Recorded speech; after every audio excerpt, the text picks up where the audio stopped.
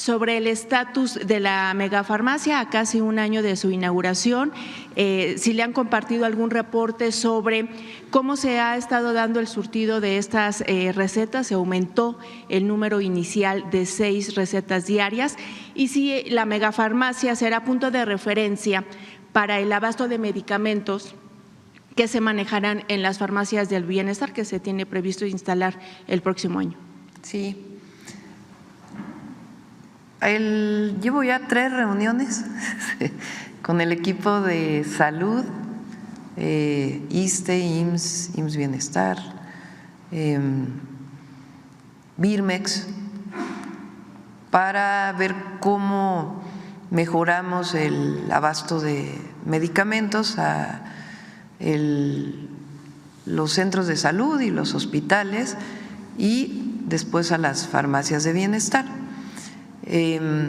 Sí se va a seguir ocupando la megafarmacia de Huehuetoca y lo que estamos haciendo es meter más tecnología, digitalización de todo el proceso, desde la compra, les comparto a Eduardo Clark, que es hoy subsecretario de Salud, muchos de ustedes lo conocen.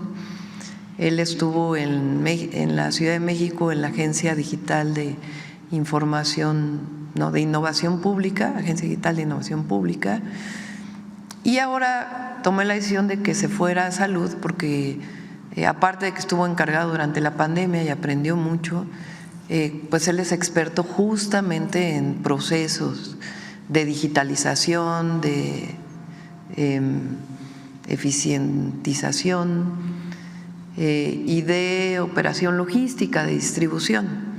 Entonces él va a ayudar mucho al doctor Kersenovich, a Zoe Robledo, a Alejandro Schwartz, a Martí, a todo este proceso de compra y distribución de medicamentos. Gracias, buenos días. Judith Sánchez Reyes, de Perspectivas MX. Presidenta, preguntarle sobre el estatus de la megafarmacia a casi un año de su inauguración, si le han compartido algún reporte sobre cómo se ha estado dando el surtido de estas recetas, se aumentó el número inicial de 6 recetas diarias y si la megafarmacia será punto de referencia para el abasto de medicamentos que se manejarán en las farmacias del bienestar que se tiene previsto instalar el próximo año.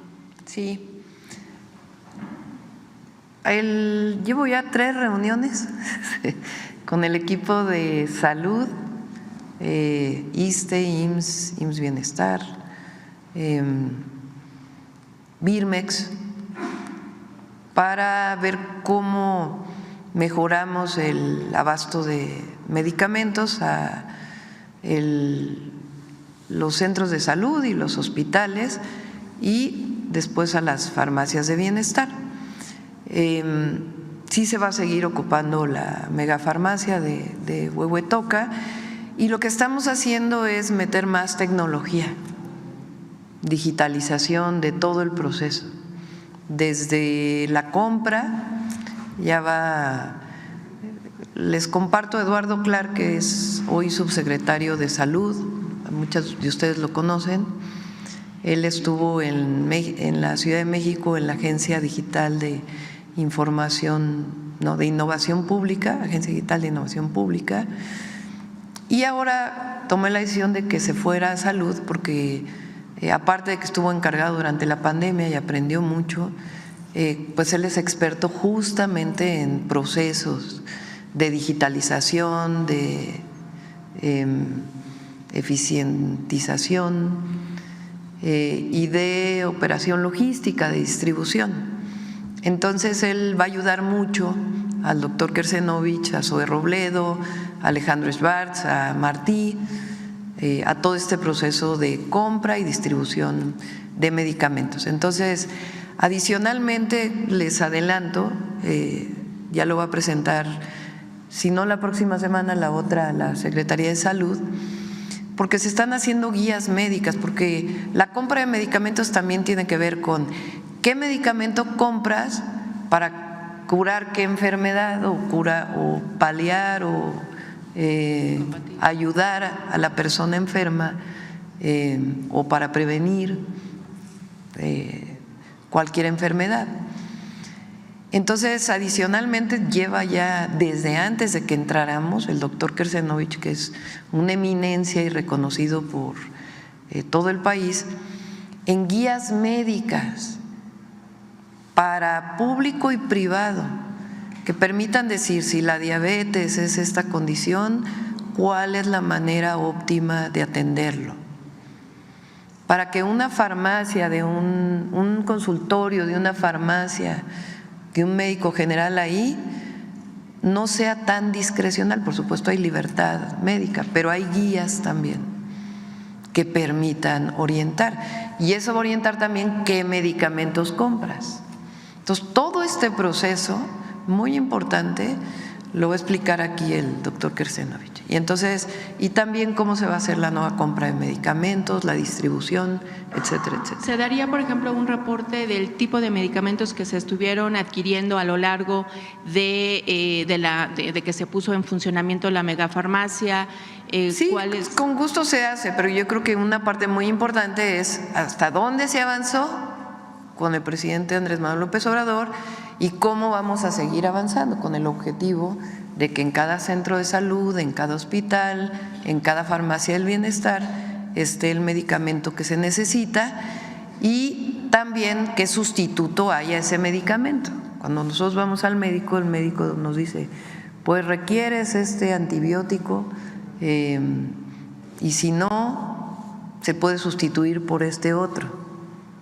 Entonces, si no hay pues que no digan no hay, pues búscalo en cualquier farmacia privada, sino está que es un sustituto, eso solo lo puede decir un médico o una médica especialista en ese tema para que siempre esté medicada la persona que lo requiere. Y cerrando ya el tema de salud, presenta también, además de la cuestión del abasto de medicamentos, que es una pieza clave justamente para el tratamiento de una enfermedad en un paciente, otro punto que creo que se ha dejado un poquito de lado o al menos no se ha abordado de una manera un poco más profunda es justamente el poder hacer que las citas de especialidades en los hospitales de salud sean un poco más ágiles. Se ha dado un déficit. Este déficit obviamente se viene arrastrando, pues sí, de gobiernos anteriores y obviamente se profundizó más en la pandemia, que ahora los pacientes tardan mucho tiempo en llegar a un especialista o un estudio en específico, se ha retrasado mucho. No sé si en ese sentido, en las reuniones que ha tenido usted con las autoridades de salud, se ha podido ver qué plan se puede hacer justamente para poder resarcir ese déficit que está impactando de manera bastante importante a pues miles de mexicanos que se atienden en hospitales de salud pública. Hablemos de la Secretaría de Salud Federal o del ISSSTE o del Seguro Social. No sé qué panorama tiene usted al respecto. Sí. Valdría la pena decir hasta dónde avanzó el presidente López Obrador. Recuerden que antes existía el Seguro Popular. El Seguro Popular fue una forma de atención de la salud que en realidad lo único que era distribución o transferencias de recursos a los estados y los estados se encargaban. En esas transferencias y en ese encargo hubo una corrupción terrible y además estaba controlada la distribución de medicamentos y los propios servicios médicos del IMSS, del ISSSTE e incluso de muchos estados por empresas privadas, cuando en realidad es un servicio público. Entonces el avance que se hizo fue muy importante de reconstruir ese sistema, un solo sistema federal que se llama IMSS Bienestar. Hay una institución pública hoy que atiende la salud. Además, pues lo que se hizo en el IMSS, que fue también cambiar de la manera en que operaba, una nueva forma, y el ISSSTE, que aquí mismo se planteó cómo el ISSSTE estaba capturado por empresas en donde todo absolutamente estaba privatizado. Y después una corrupción tremenda también en la compra de medicamentos y algunas empresas beneficiarias exclusivas de ello. Entonces eso cambió y hay un nuevo modelo. ¿Qué nos toca a nosotros? Pues hacer eficiente ese modelo, tanto en la atención como en todo el esquema, desde la prevención hasta la atención de la salud, y buscar la forma para que al final de nuestro sexenio podamos integrar un solo sistema de salud. De tal manera que si me enfermo y quiero ir a un centro de salud, no necesariamente tengo que ir al IMSS, puedo ir al IMSS Bienestar o puedo ir al ISSSTE para poder ser atendido. Ese es el objetivo, nuestro objetivo máximo, y que haya medicamentos y que haya suficientes médicos. También recuerden que dejaron de formarse médicos especialistas en México, en esta idea de que restringir el ingreso iba a ser médicos de excelencia, que fue toda la idea educativa del neoliberalismo, de reducir el ingreso a las escuelas, poner exámenes súper difíciles para que entraran muy poquitos y que iban a salir, según esto, muy poquitos pero muy buenos. Y luego entonces, ¿y dónde están los médicos especialistas que requiere el país? Entonces se aumentó el número de ingresos a residencias, es decir, cambió el modelo y ahora a nosotros nos toca fortalecerlo. Y eso va a incluir lo que tú dices, que haya suficientes médicos, que estén abiertos los fines de semana, que pueda atenderse el rezago, porque además a todo esto pues nos tomó la pandemia que duró 2 años. Entonces, ahora vamos a entrar a un proceso de hacer pues más accesible el servicio de salud, que es un derecho humano, que va a estar, que ya está en el artículo 4 y que se va a fortalecer.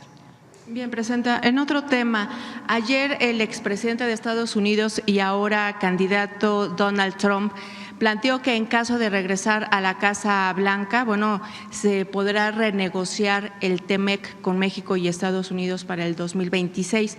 ¿Qué repercusiones piensa usted que podría traer a México? ¿Esto sería conveniente? Sí, él se refirió en particular a productos que vienen en particular de China que no están reportados y que incluso ya en el actual TEMEC pues hay limitaciones. Entonces, gane quien gane, sea el presidente Trump o la vicepresidenta Kamala, nosotros nos vamos a poner de acuerdo. Nuestras economías tienen mucha integración, Canadá, Estados Unidos, México. Y yo lo dije en el discurso, entre nosotros no competimos, nos complementamos. Y eso está establecido en el tratado. Recientemente salió publicado que estamos en el máximo histórico de exportaciones a los Estados Unidos.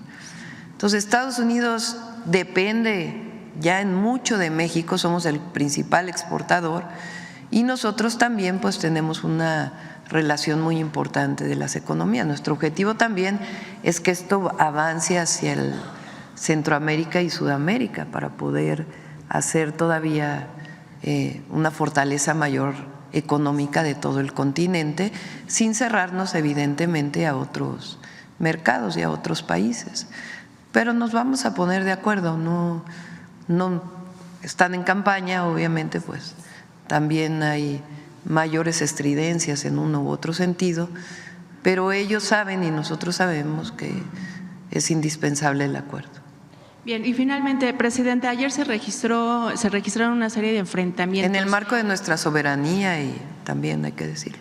Bien, se registraron una serie de enfrentamientos en Tabasco. ¿Qué información tiene usted al respecto? Sí, el día de hoy se presentó en el Gabinete de Seguridad y está en contacto tanto el secretario García Harfuch como el secretario de la Defensa Nacional con el gobernador May para poder apoyar en lo que se requiera, y ya podemos después, una vez que conozcamos con más detalle, no es que no conozcamos lo que ocurrió, sino que es importante conocer exactamente por qué se desató estas quemas, pues se informará.